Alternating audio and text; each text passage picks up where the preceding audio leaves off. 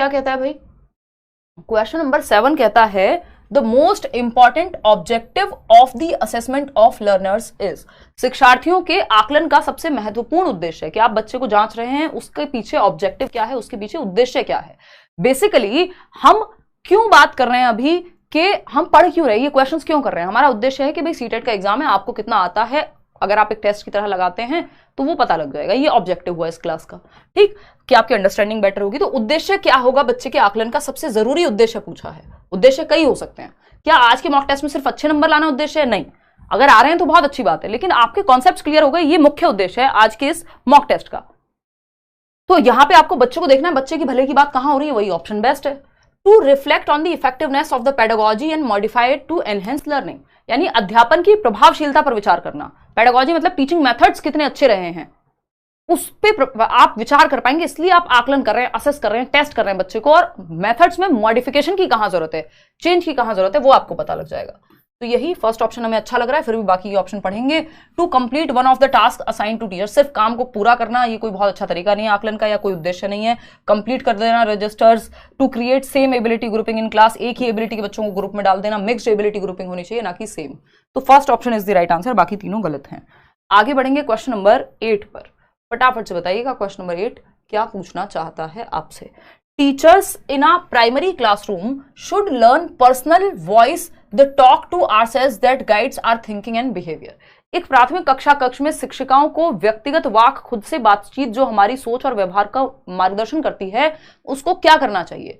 हमारी मतलब बच्चे की, तो बच्चे की सोच को दिशा देने वाली जो पर्सनल टॉक है या पर्सनल वॉइस है, उसका क्या करना चाहिए, जिसको हम दूसरी भाषा में प्राइवेट टॉक कह सकते हैं। जिसकी बात किसने की है, वाइगॉस्की ने की है। इसको हम सेल्फ टॉक भी कह सकते हैं कि एक बच्चा है जो खुद से बात करते हो। कब से कब तक होती है? 3 से 6 वर्ष के बीच में ये पाई जाती है। खुद से बात करना यानी बच्चा खुद को डायरेक्ट कर रहा है, तो इसको प्रमोट करना है, शुड बी एनकरेज्ड। ये पॉजिटिव है क्योंकि बच्चे के सेल्फ रेगुलेशन, सेल्फ डायरेक्शन, उसको दिशा मिलती है खुद से बात करके। अरे ये वाला नहीं, ये वाला आंसर सही होगा। जब आप खुद से बात कर रहे होते हैं, आप खुद को दिशा दे रहे होते हैं, ठीक। तो सही इसमें आपने जवाब दिया। डिस्करेज, प्रोहिबिट, पनिश कर देंगे, नहीं। तो फर्स्ट ऑप्शन सही है। इसमें बच्चा एक्टिव है खुद से बात करते हुए, और जो एक्टिव है तो उसको तो प्रमोट करेंगे। क्वेश्चन नंबर 9 देखिएगा एक बार। ये क्या कहता है भाई क्वेश्चन नंबर 9? ये कहता है the process of teaching and learning for students of differing abilities in the same class is referred to as, यानी एक ही कक्षा में अलग अलग क्षमताओं वाले विद्यार्थियों के सीखने सिखाने की प्रक्रिया क्या कहलाती है। यानी डिफरिंग एबिलिटीज, एक बच्चा है जो मैथ्स में बहुत अच्छा है, दूसरा बच्चा है जो बहुत ही मीडियोकर है मैथ्स में, या तीसरा बच्चा है जो इंग्लिश में बहुत अच्छा है। तो अलग अलग क्षमताओं वाले बच्चे होंगे, सेम एबिलिटी नहीं होगी ना। क्लास में डिफरेंट बच्चे हैं, डिफरेंट एबिलिटी होगी, ठीक है ना। क्लियर बात है। कोई कह रहा है आपको देखकर पढ़ने की एनर्जी चौगुनी हो जाती है। लव फ्रॉम कल्पी, बहुत बढ़िया, थैंक यू रोहिणी। देखिएगा, तो मुझे भी जब मैं डिस्कशन करने आती हूँ तो मेरी एनर्जी भी 4 गुना ही हो जाती है, उससे पहले मुझे मौत आई हुई होती है। आई मीन बिल्कुल कि हाय रे, बिल्कुल तबियत सही नहीं है, एनर्जी डाउन है, ये है वो है। बट जो है आप लोग के साथ जुड़ करके फिर एनर्जी आ जाती है। चलो देखते हैं। Teaching and learning for students of differing abilities in the same class. Different ability के बच्चे सेम क्लास में पढ़ रहे हैं, इनको कैसे देखेंगे, कैसे पढ़ाएंगे।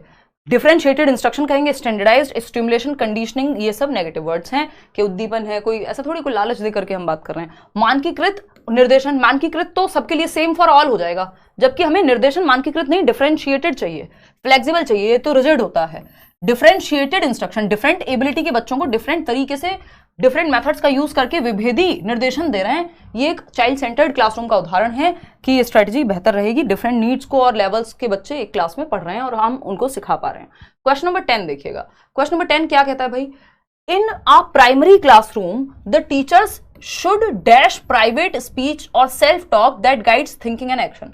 अगेन एक और क्वेश्चन सेल्फ टॉक को लेकर के, फटाफट से बताइएगा। प्राथमिक कक्षा में शिक्षकों को निजी भाषण यानी आत्मचर्चा, खुद से जो बात कर रहे हैं, चाहिए और सोच और कार्यवाही का मार्गदर्शन करना चाहिए। क्या करें हम? सेल्फ टॉक को बढ़ावा देना है, प्राइवेट स्पीच, निज वाक को एनकरेज करना है। यही बात तो दूसरे क्वेश्चन में दूसरे तरीके से पूछी थी। इग्नोर, डिसमिस नहीं भाई, बच्चा खुद को डायरेक्शन दे रहा है। जब वो ये कह रहा है नहीं ये वाला बॉक्स नहीं, ये लगेगा इसमें, अरे ये वाला क्वेश्चन गलत कर दिया, हिमांशी ने तो ऐसे बताया था, जब आप पेपर में खुद से बात कर रहे हैं तो आप खुद को डायरेक्शन दे रहे हैं। और ये होती शुरुआत इसकी 3 से 6 वर्ष की उम्र में है, प्राइवेट स्पीच की।